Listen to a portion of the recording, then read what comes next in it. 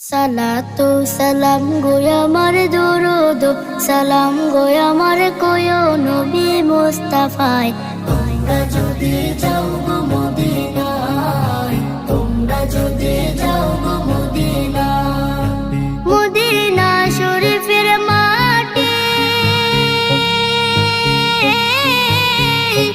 আমার চোখে মুখে বুকে মাখিও। এমন পবিত্র মাটি, এমন পবিত্র মাটি আমার নবীর রওজায়।